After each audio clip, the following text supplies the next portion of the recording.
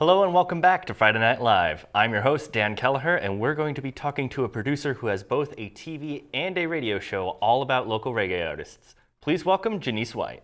Genise, thank you for being on. Thank you, Dan, for having me on. So, how did you hear about FPA initially? Initially, I answered a newspaper ad that was in one of the small Fairfax newspapers, and it was about Fairfax ACE, adult continuing education? Yes, yes. And I called and I talked to Jay, and the rest is history. All right, so how long have you been a member at the station? 8 years. 8 years? Yes. What have you been up to all that time? Oh, well, I have my World Reggae Party, which is the radio show. And 2 years ago, I started World Reggae Party Local RE, which is the television show. All right, so have you taken a whole lot of classes to prepare yourself? How many classes have you taken, roughly? About 37. 37 classes? Yes, yes. So what kind of things did you learn? Well, the first two classes were, the first one was the radio one, radio production, and the second one was the studio package. And the radio production basically started the World Reggae Party radio show.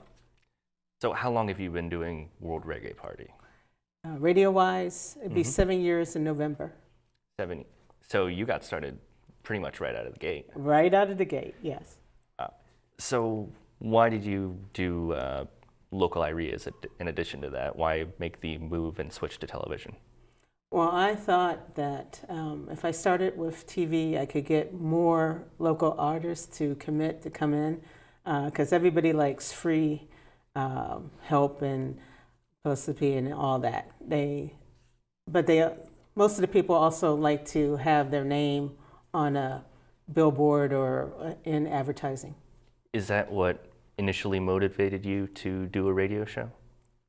No, I was motivated because I did radio in high school, believe it or not, and I did it in college, and I, stopped doing it for a while and became an adult. Then, like I said, I saw the ad in the paper, and I'm like, oh, we're looking for board operators, and I'm like, oh, this could be something.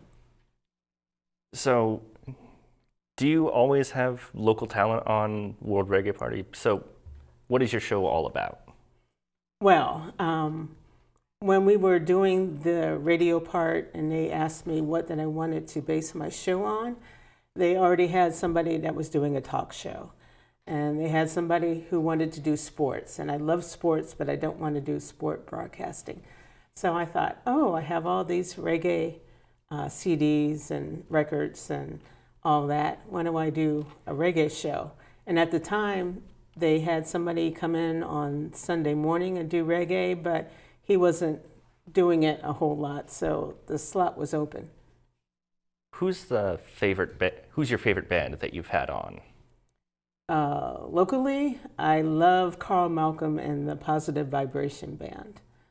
So he's about 74, and he's lived in DC, but his claim to fame is that he's from the same area that Bob Marley was from, and that Bob Marley and him was friends when they were young and when they were both living in Jamaica, so. Nice. Yes. So how many volunteers do you typically need for a television production? We need at least 9 audio, and definitely good audio, because usually 9 times out of 10 it's going to be a musical show. So we're going to have good audio, and going to need 3 camera people, because most of the people that play sometimes dance as well. So we need to have the movement choreographed it. So we need to have 3 camera people, floor director, regular director, production assistant, because usually they want to have a bottle of water with them or something of that nature. So I need somebody to go and do little things for the talent. So which studio do you shoot your production in? Studio A, B, or C? Mostly in Studio B. Is there a particular reason for that? It's usually open. But we have been here a couple times to do cooking shows because I also do cooking shows. In fact, I've done 3 cooking shows, and I'm looking for my 4th, so stay tuned. And the cooking, there's a kitchen here, so we can always do cooking shows here. How many episodes of Local Irie have you produced so far? We have finished our 13th show, lucky 13. So, and radio-wise, I think I've done at least 300 shows. So, a little bit of a veteran at this point. So which part of production do you find the most challenging? You can answer either radio or TV or either. TV, hands down. What part specifically? Getting the talent to come in on time, getting the crew to come in on time. And, getting people not to talk on set once we start to saying, cameras rolling, 1, 2, 3, 4, to get people not to talk, because people love to talk. And sometimes that talking spills into the production. Have you volunteered for any other productions here? Yes, I did 3 years with Telepathic TV. That's where I got most of my TV training from.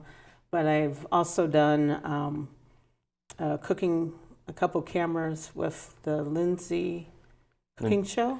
Oh, and I think I know what you're talking about. Yeah. Recipes from the Chef Kitchen. Yes, recipes from the Chef Kitchen. And I've done John Monsel's Communication Today, and a couple other shows. But the bulk of my TV experience has come from Telepathic TV. All right. How does your show stand apart from other shows produced here? What makes yours unique? Well, I bring in the local talent, whether it be a singer or a dancer. I want to get some poetry people in here because there's a very vast kind of reggae-ish poetry scene in DC. So I want to get some poets in here to do some live poetry. And the cooking shows. Usually people line up for the cooking shows, because you've been to at least 2 of them.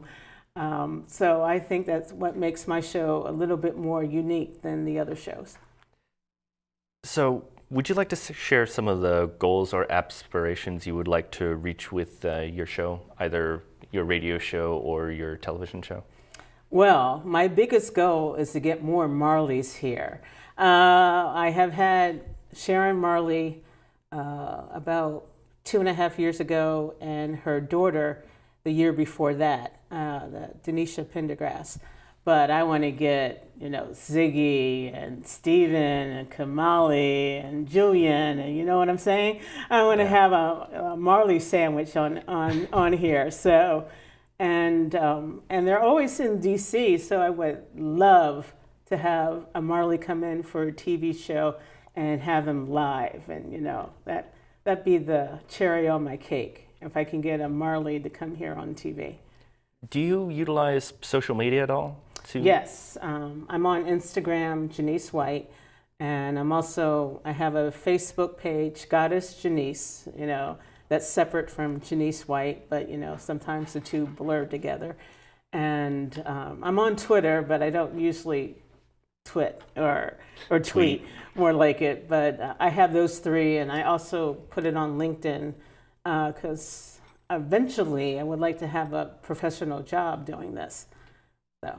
Do you get a lot of feedback from viewers or listeners? I get people to call in every once in a while, and they want to talk to the guest or they want to talk to me. On my Facebook page, I always get little hints about, well, you should have asked that question, or we didn't like this question, or this is a local person that you don't know about, so why don't you call this person? All right. So if there are any volunteers watching right now, how can they best get in contact with you? They could email me either at Lotus Pyramid, LOTUSPYRAMID @yahoo.com, or worldreggae@ymail.com. All right.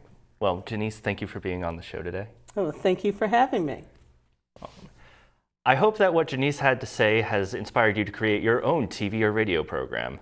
For more information on how you can be a part of this show, please call or email us. Again, I'm Dan Kelleher, and this is Friday Night Live.